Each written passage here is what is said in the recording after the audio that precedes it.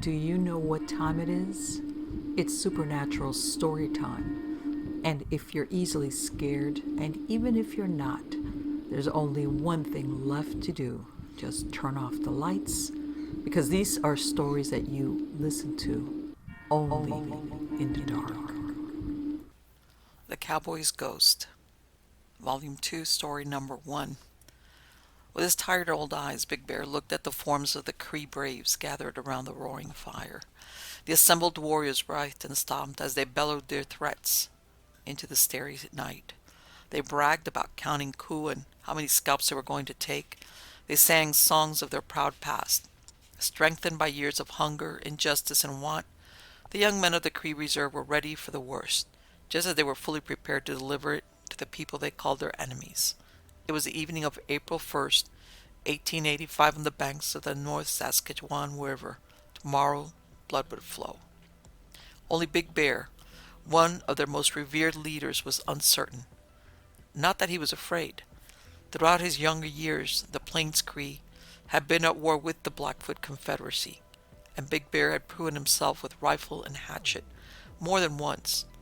But those were different days, when the buffalo still roamed the plains in massive herds, and the Cree warriors were proud and strong. The men he saw before him now were gaunt and desperate. They were warriors fighting for a rapidly fading way of life, and no matter how many battles they won against the white man, Big Bear knew that their stomachs would still be empty. Louisville Métis had just risen up in the east, and the Indians of Frog Lake Reserve, having just gotten wind of the Métis' victory, were inspired to do the same. But Big Bear found it hard to be joyful. He knew bloodshed wouldn't bring back the buffalo. Bloodshed wouldn't stop the white man from coming west. The Plains Cree war chief, Wandering Spirit, wasn't inclined to agree. In the morning I'm going to eat two-legged meat. The warrior roared at the assembled men as he stood before the bonfire. If you don't want to join me, then go home and put on your wives' dresses. It was then that the Indians' shouts of approval were interrupted by another voice, the voice of a woman which suddenly came from the darkness. Then it is best that all of you learn to wear dresses, for no good will come of murdering the white man tomorrow. Everyone got quiet as an old Cree woman stepped in front of Wandering Spirit. She stood no higher than the war chief's chest, but looked firmly into his eyes, and spoke sternly as if she was addressing a child. I woke 2 nights ago from a dream, a terrible vision, where a church burned and 8 men lay on bloody ground. A white man rode in on a white horse, and when he raised his hand, defeat fell on our people. I tell you now that when we see this man, we will all be doomed. Everyone around the fire fell silent. The woman stood straight, unaffected by the weight of the eyes that fell upon her. Wandering Spirit broke the silence with a booming laugh. Big Bear, he hollered into the crowd. Does this woman belong to you? Her words sound like they come from your mouth. Our far too careful leader. Big Bear's response came quietly from the darkness. I have never once seen this woman before.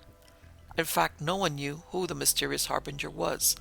She'd appeared out of nowhere on the Frog Lake Reserve, early that morning, shortly before the war dance was called together. All day she had been spreading the message of her vision throughout the reservation. If many of the Cree took her message to heart, during the daylight hours the braves gathered around Wandering Spirit that night proved far less tolerant. Wandering Spirit disregarded the bearer of the ominous message with a simple laugh, and the Cree woman was roughly removed from the circle of ready warriors. Early the next morning on April 2nd, 1885, the Cree warriors descended on the small settlement of Frog Lake, executing 8 residents of the frontier community right in front of Frog Lake's humble little church, just as the Indian woman had foretold. But Wandering Spirit's party was resolved to action, and not one of them bothered to talk about the woman's vision. Taking 2 women captive, the braves headed east down the North Saskatchewan River toward Fort Pitt, which they intended to destroy. The Cree, seer adamant to stop the attack on the Hudson Bay Company's trading post, set off with them. She warned them every hour of every day, approaching Wandering Spirit himself and warning him against any further action. I know the great Wandering Spirit has a proud heart, which seeks vengeance, she said. But this will amount to nothing. We shall be defeated when we see the man on the white horse, as will Louis Riel to the east. Somewhere along the way, Wandering Spirit got fed up with his Cree Cassandra's warnings, and when he did, he acted with the hardest part of his heart, ordering 5 warriors to get rid of her.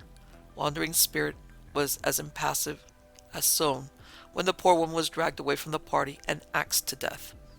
We may never know how deeply, if at all, this woman's prophecy affected the war party, for they ended up attacking Fort Pitt 2 weeks later, easily managing to drive the small garrison out, but her words must have surely come back to them a month and a half later.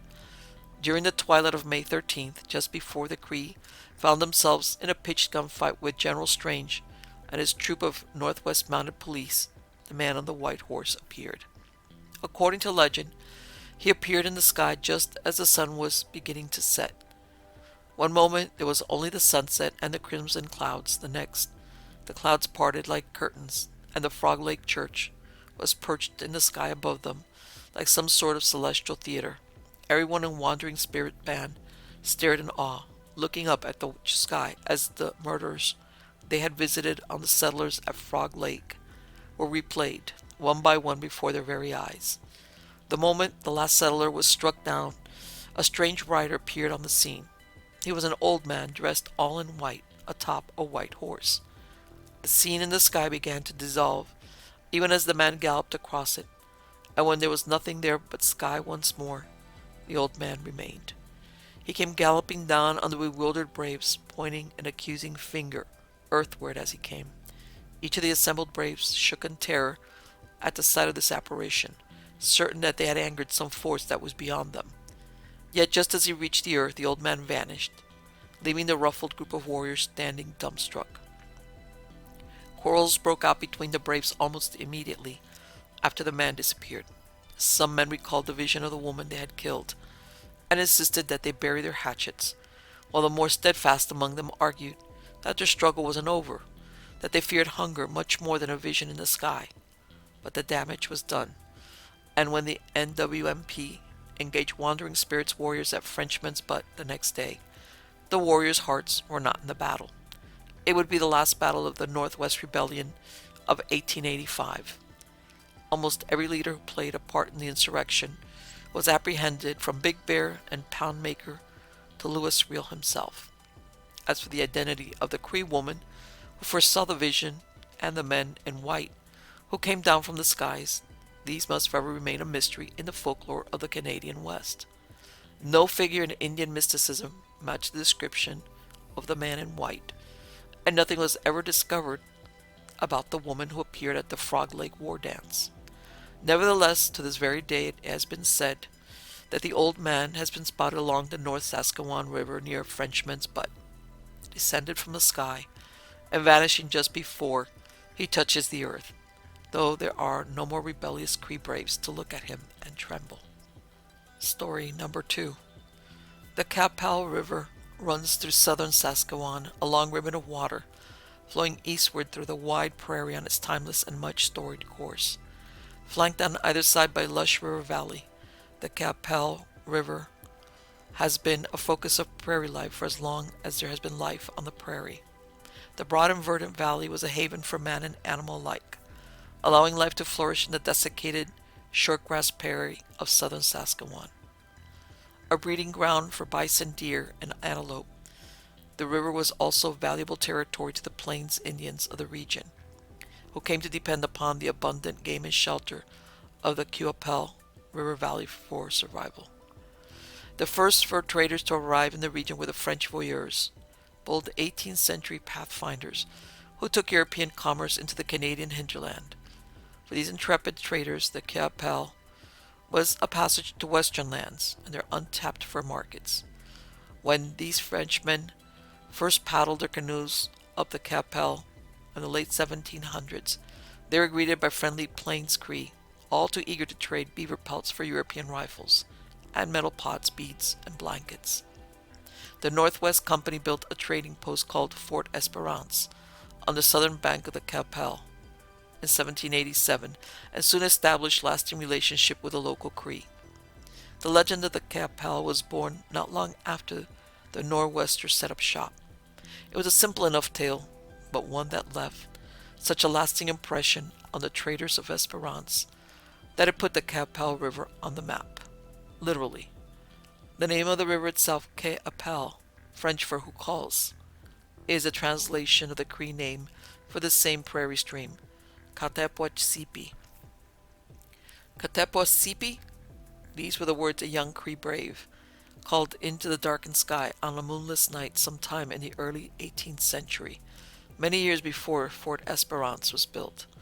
This warrior was alone, sitting in his canoe, motionless, listening anxiously for a response to the terse question he had just asked of the night. None came. There was only the sound of his ragged breathing, his pounding heart, and the gentle waters of the river as they lapped against his canoe. The brave was tired. He had been rowing upstream for 5 days, paddling straight through the night for the last 2. His arms, motionless now for the first time in 48 hours, began to grow numb and heavy. He sat still for a few moments longer, straining to hear the voice he thought he just heard. It was her voice. He could have sworn it, low and tender on the river, calling out his name. He did not wait too much longer. I could sit on this river for a day and a night, trying to hear her voice, the brave said to himself, but it would still not bring me any nearer to the woman who was calling. Resolved to rowing once again, the young man willed his deadened arms into motion. But just before he was about to plunge his paddle back into the water, he heard her again, her voice, the voice of his long-missed lover, calling out his name on the river as if she were on a canoe just beyond the darkness. Katepwachsipi, he called out again, this time his voice quavering with an unmistakable twinge of fear. He had left in late spring that year, leaving his people to travel east for reasons now lost to us. By all accounts it was to be a long journey, keeping him away from home for the entire summer. But before he left, he promised his lover that they would marry when he returned. He made his promise with a firm and ardent heart. No one in the tribe doubted the young man's passion, and all expected to see him again before the days shortened and the leaves abandoned their bows. The young man was determined to hold to his vow. When the first fistful of gust of a north wind swept over the prairie, he concluded his business and turned his canoe to the west, intent on getting back home before frost settled over the morning grass. So it was that he began his arduous journey home. Possessed by a Herculean determination, he traveled throughout the day and deep into the night, allowing himself only the briefest rest from their constant paddling. Whenever weariness threatened to get the better of him, he would just bring the smiling face of his betrothed to mind, and his limbs would become charged with new energy. Yet while the brave's journey home was rushed and strenuous, it was also strangely joyless. Every paddle stroke toward home brought greater anxiety. He began to feel unsure of what might be waiting for him when he got there. For a reason he couldn't understand, the thought of his marriage began to seem like an impossibility, a wishful dream from long ago. Though his arms were still strong and his eyesight keen, his heart started to feel old. Inside he had aged. His love for his woman had not diminished, but as he got closer to home, the brave began to experience increasing difficulty recalling the detail of his fiancée's face, trying his best to ignore the creeping fear that something horrible had happened. The brave paddled even harder, though his inexplicably old and wounded heart was whispering horrible things to his disbelieving mind. The brave was just half a day's travel from home when he heard his fiancée's voice on the river. He hadn't stopped for 2 days and a night and was planning to row straight through the night again, hoping to be home by the coming sunrise. That was the plan, but then he heard her voice, and his resolution froze, turning his hope to fear and his limbs to stone. It was her voice. She had called his name. He sat in the canoe, sitting still, trying to calm his labored breathing, listening for any words that might follow, all the while unsure if he could believe his own ears. Squinting into the darkness ahead, he looked for the woman who had called his name, but there was nothing there besides the river, the valley, and a swollen orange room rising over the hills behind him. Katepwachsipi, he finally called out in his Cree tongue. Who is calling? No one answered. A few more moments passed in silence before the brave decided that, voice in the darkness or no, remaining still would not get him home any faster. Reaching forward, he was just about to dip his paddle into the water when a voice sounded out of the darkness again, this time almost pleading, calling his name. A bone-chilling fear filled the young brave. "Katepasipi," he called. Again his trembling voice nearly failing him. No answer came. "Capel?" he asked again, this time in French, thinking perhaps that a canoe full of voyeurs might be in the darkness just ahead. How these French fur traders would know his name, or why they would be calling his name, were questions he wasn't interested in asking. "Capel?" he called out again, this time louder, no response. "Capel!" he cried out again, this time yelling at the top of his voice. The third time he asked. The young brave finally got his answer. It came from the cliffs that loomed on either side of the valley, his echo sounding small and desperate in the huge prairie night. "Capel!" it asked back of the young man on the river. Only then, when he heard his own diminished voice over the river, did he realize that he was actually alone. For reasons he would never understand, this realization filled him with dread. Redoubling his efforts, the brave dipped his oar back into the water, and his canoe lunged up the river. He finished the last leg of his journey the fastest, but the sight that greeted him when he arrived confirmed his worst fears. Sacred fires were burning all along the river bank, fires that were lit to ease a departed soul's journey to the Creator. The young man did not need to ask for whom these fires were lit. Somehow he knew, beyond any doubt, that they were lit for the woman he loved. Without a word, he walked to her teepee where her body still lay. The sight of her motionless form filled his heart with grief, and he looked to her friends and family who were gathered around her in silence. "When did she die?" the heartbroken brave asked. "She fell ill less than 1 moon ago," the woman's mother answered. "We tried every medicine we knew, but nothing took away the sickness. She gave up her spirit this last night, just as the moon was rising in the east." The despondent woman looked away from the warrior as she spoke her last words to him. "She called out your name then. She asked for you twice before she died. It was the last word she spoke." "I know," the man responded. "I heard her." The brave, overcome with despair, told the old woman the story of the night before. Then, without another word, he turned and ran out of the teepee through the Cree village and into his canoe, driving his vessel back into the river. No one would ever see the young Cree brave again. But that would not be the end of this tragic tale. Soon after he disappeared, many Indians and Metis who happened to be on the river late at night claimed to hear a voice, far-flung and small, as if coming from a great distance. It only ever said one thing, asking the same sad question of the indifferent river. "Capel?" The voice asked once, twice, 3 times, before falling silent. The mysterious voice was consistently heard throughout the years until the local Indians took to calling the river itself the Capel. Traders of the Northwest Company were told of the legend of the Capel early in the 19th century, and the river became known by the same haunting question among Eastern populations as well. The famed Canadian poet E. Pauline Johnson would commemorate the story with a romantic ode, The Legend of the Capel Valley. And it is said to this very day that if one is canoeing through the right stretch of the Capel River, when a full moon is shining, the ancient question might still be heard, faintly drifting down the river on a gentle breeze. "Capel?" the young brave asked, still searching for his long-lost love. Next story. They do not appear on anthropologists' list of Indian bands, archaeological records, or the history books. Nothing in the records of formal academic study suggests they exist. No archaeological remains or cultural relics indicating the passage of the legendary tribe have ever been dug out of American soil. Nevertheless, the people of the Snake have long occupied a place in the mythos of the American Indian. According to legend, this elusive band thrived in the upper reaches of the American Rockies, living in alpine meadows and deep tunnels within the craggy mountain peaks, not to be mistaken for the Shoshone or Snake Nation, which occupied much of the land around the Rockies.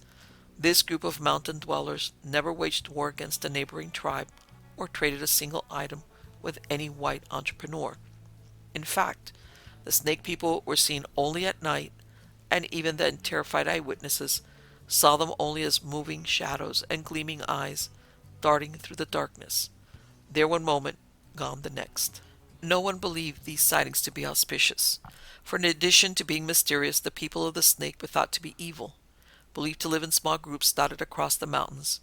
Each clan took care of one enormous viper that it worshipped like a god, living for the sole purpose of finding suitable sacrifices for the gigantic snakes they tended to. This group of Indians visited others only when they needed a living person for their gruesome rites. Tribes situated around the Rockies had the most trouble with the snake people because they regularly sneaked into their settlements and made off with a few of their young and their old. Fighting would usually break out if these malicious interlopers were spotted, but while there would be no shortage of dead Indians after these nocturnal confrontations, no one was ever known to have struck down one of the snake people. Those who fought them and lived would talk about how they were nearly invisible and moved as fast as a darting snake. Yet these encounters were nothing compared to those nights when members of the Serpentine tribe would come down from the mountains with their enormous vipers slithering behind them. On such nights, the vipers themselves attacked Indian settlements, creeping up silently on a band's horse pens, and attacking silently in a dart and a flash, killing all the prized animals with volumes of deadly venom.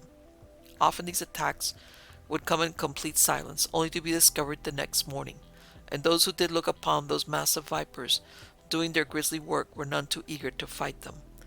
More often than not, Indians would see only two enormous serpent eyes staring from the darkness for an instant before the snake would dart off into the darkness. Efficient as they were at taking down horses, these legendary snakes would rarely attack humans. The problems with the snake people took a backseat when white men began flooding into the American West. If raiding snake people and their giant vipers were scary enough, the arriving wave of white men bent on going into the area posed a far greater problem, and the snake people were largely forgotten, as Indians indigenous to the Rocky Mountains were either killed or concentrated in reservations. It was apparent that the snake people did not suffer the same fate as their age-old victims. For a while, nothing was heard of them, but it wasn't long before horrifying stories about enormous serpents and shadows in the night began emerging from small pockets of settlers in and around the Rockies. No one knows where the snake people went while the white men took over the countryside, and how it was that they managed to avoid detection. Nevertheless, over time it became evident that the settlers would have no more success with the nocturnal predators than the Indians. Early miners, ranchers, and farmers living near the mountains would mysteriously lose their babies and their elderly in the night. Ranchers often woke to find too many of their cattle dead in the morning, their animals gouged by two enormous holes that filled with enough venom to kill an elephant. Settlers lost livestock. Those unfortunate few that laid eyes on the perpetrators of these crimes would never forget it, and stories of darting shadows and enormous serpents began circulating through the West again. If the Indians knew about the return of the snake people, they said very little about it, perhaps hoping that the evil in the mountain would drive the white settlers away. It did not. Instead, it seemed as if the snake people were retreating into their mountains. As the years passed, coming out less and less frequently to terrorize the people around them, by the end of the 1800s, run-ins with the mysterious mountain dwellers were rarer than tornadoes in San Francisco. But this isn't to say that they ceased altogether. In his book Ghosts of the Old West, Earl Murray narrates his account of a young man who spotted a gigantic snake one night in the summer of 1982. According to Murray, this man, an Apache Indian going by the pseudonym Malan, was driving to his sister's home somewhere in the central Rockies when he saw the beast. A few miles from his sister's home, Malan got out of his car to open a gate barring the road when a stifling odor filled the air. Malan recognized the smell of a pit viper. Just after he got back in his car, the snake appeared. Two narrow yellow eyes sitting about 3 feet apart, and a head he could make out clearly in the darkness. Suddenly filled with terror, Malan was able only to stare at the creature in fear, convinced that these would be his final moments. And then the snake turned and slithered away, vanishing in the night. Malan drove to his sister's ranch as fast as his car would take him. Telling her about his experience on the road later that night, Malan was surprised to learn that his sister and brother-in-law's cattle had been dying for quite some time, their poisoned carcasses turning up along the river's edge. It was then that Milan's sister told him about the snake people, how she had seen them on their ranch at night, dark silhouettes darting about their compound. It seems then that the old Indian legend persists, if not with the same vehemence that it once did. Who are the snake people? Where did they go? Where do they reside today? Plain curiosity might impel us to find answers, while simple wisdom might advise us to just accept. Given the fear and death that always seem to have followed them, wherever they go, perhaps it is enough to be thankful that they are not as active as they once were, and to be hopeful that things will remain this way. Next story. They say you can hear them at night off Highway 177 on a wide open stretch of prairie just south of Ponca City. Cowboys crooning over the nocturnal din of the plains, over the cricket, bullfrogs, and coyotes, drifting in on a wind from nowhere. Sometimes the song is a cowboy waltz, with harmonicas, a piano, and guitars, lilting through a pleasant melody. On other occasions, traces of an old western ballad, where one man sings a haunting melody, are accompanied only by the strains of minor chords on an acoustic guitar. There are other voices as well, and the sounds of distant laughter and clapping. Some of her dozens of voices raised in unison, singing one of the classic range songs of all time. Whoopee to you, yo, get along little doggies, it's your misfortune and none of my own. The distant sounds of this mysterious hoedown have been heard for about half a century now. Motorists taking a rest stopped harrying picnickers and hitchhikers stranded along 177 late at night have all reported hearing the sounds of an antiquated party countless times over the years, making the Cowpuncher celebration near Ponca City one of Oklahoma's most enduring mysteries. A mystery, yes, but the Oklahomans in Kay County have not much doubt as to the origin of this strange soiree, though many people would prefer to leave the matter unanswered after hearing the popular explanation from local Sooners. It is a story that defies the conventional wisdom of our age. Who are these revelers? They are ghosts. And not just any ghosts, for the sounds of the hoedown are always heard in the same area off Highway 177, just south of Ponca City, the exact past location of the legendary 101 Ranch. Today, there is only a picnic area and a National Historic Landmark, where the headquarters for the world-famous 101 Ranch Wild West show used to be. Established in 1879 by Colonel George W. Miller, the 101 Ranch, its name came from the sprawling 101,000 acres it was spread over, was an immense operation. At its peak, it contained a fully staffed school, general store, hotel, cafe, magazine, newspaper, smithy, dairy, meat packing plant, and oil refinery. Home to about 3,000 American citizens, the 101 Ranch was one of the biggest ranching outfits in the West. George Miller's 3 sons took over the ranch when the colonel passed away in 1903. Under their management, the 101 Ranch became famous across the country. In 1900, Wild West shows were big business. Pioneered by Buffalo Bill Cody during the late 1800s, there were immensely popular productions by the turn of the century and sold-out pavilions around the world. The Millers drew from the talented hands they had working for them, and by 1905 put together what was considered to be the greatest Wild West show in the country.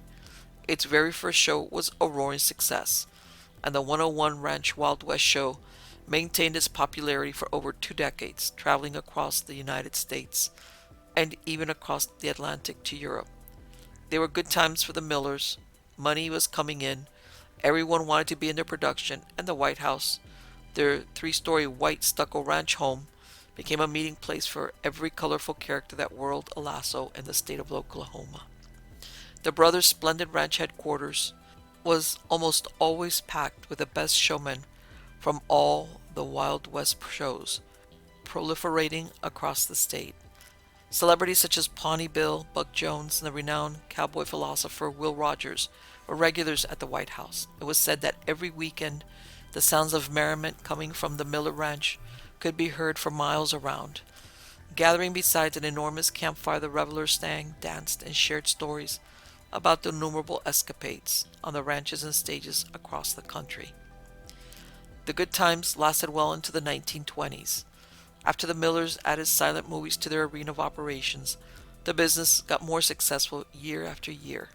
And by 1925, it seemed that things couldn't possibly get better for the 101 Ranch. But they could definitely get worse. In 1927, Joe, the eldest Miller brother, died of carbon monoxide poisoning. 2 years later, the middle son, Zach, was killed in a car accident. That left the youngest, George, to manage the entire ranch by himself, a task he may well have been up to if the onset of the Great Depression didn't ravage the family business. By 1931, the 101 Ranch was financially ruined. In 1932, the White House was torn down. The property was divided up and the parcels of land were auctioned off to prospective farmers. The coming years brought a great many new developments throughout Oklahoma and the world. But those pioneer entertainers who entertained on horseback with gun and lasso were past their heyday. Wild West shows became a thing of the past, and the men and women who starred in the expositions were growing old. One by one they passed on. Will Rogers died in an airplane accident in 1935 in Point Barrow, Alaska. But it wasn't until 1952, when George Miller passed on in his Texas home, that the bizarre reports of an invisible party began circulating around Ponca City. Lone motorists running errands out of the town were the first to hear the sounds of revelry, carrying on the prairie wind. When word got out that something strange was afoot south of town, groups of teenagers began taking trips out on weekend evenings, hoping to hear the strains of folk music drift in from the darkness. Many of them were not disappointed. Farmers, townsfolk, hitchhikers, curiosity seekers, paranormal enthusiasts, with each visit the tale of the haunted ranch grew until the entire state came to know of the Phantom Hoedown in Kay County, and the sounds are said to still continue today. Jovial laughter and music coming from somewhere around where the White House once stood. Indeed, the first and last great actors of the drama of the Wild West seemed intent on continuing what now appears to be an ageless celebration. Who knows? Maybe in the spirit world they inhabit, the buffalo still roam over the Great Plains. The American Indians are fierce and free, and the range is still open all the way from southern Texas to the cattle towns of Kansas. Or maybe they're living in an eternal present where there are still throngs of people willing to pay good money and sit in a pavilion to watch them reenact the romance of a time when the West was truly wild. Whatever the case, the party that began almost 80 years ago continues yet. Testament that not all ghosts are tortured, moaning souls obsessed with the injustices of their earthly years.